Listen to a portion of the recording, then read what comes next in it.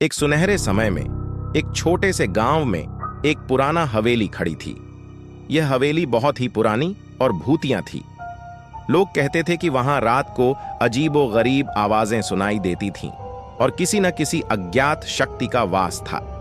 इस हवेली के पास एक गांव का पुराना कब्रिस्तान था, जो कि और भी उसकी भूतियापन में चार चांद लगाता था। लोग डर के मारे रात को उस स्थान से गुजरने का नाम ही नहीं लेते थे। वहां के लोग इसे एक कहानी से भी डरते थे कि जिसने भी वहां जाकर बस थोड़ी देर बिताई हो, वह कभी भी वापस नहीं लौट पाया। एक दिन एक बहादुर युवक ने उस हवेली को खरीद लिया। लोग उसे मानते थे उसकी साहसिकता के लिए, लेकिन उस युवक को यह बात पता नहीं थी कि उस हवेली में क्या अनजानी है। वह और उसके दोस्त वहां अपने विचारों को बदलने के लिए गए। पहले पहल सब कुछ ठीक था।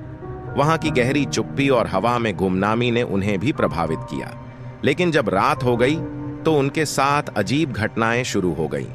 उन्हें लगता था कि कोई अद्भुत शक्ति हवेली में है जो उनको चुपचाप धकेल रही है।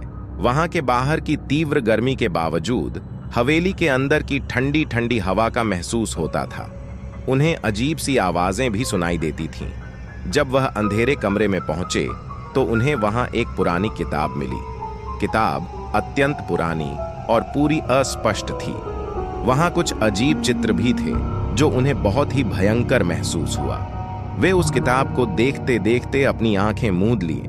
वे अपनी सुरक्षा के लिए एक ही कमरे में बंद हो गए। वे अपनी आंखें खोलकर देखने की कोशिश किए, लेकिन कुछ भी नहीं था। उन्हें लगा कि वे खुद को गलती से डराए हुए हैं। फिर एक अजीब आवाज आई, तुम्हें जल्दी निकलना चाहिए। उन्होंने यह आवाज सुनी और वे तत्पश्चात वहां से निकलने के लिए भागे। जब वे वापस गांव पहुंचे तो वे डर के मारे और थके हारे थे। वे किसी को अपना अनुभव सुनाने के लिए नहीं थे, क्योंकि वे जानते थे कि कोई उनका मजाक उड़ाएगा। उनके साथ वह कभी भी उस हवेली में वापस नहीं गए। वहां के लोग आज भी मानते हैं कि उस हवेली में कुछ अनसुना है, जो किसी के लिए भी खतरनाक साबित हो सकता है।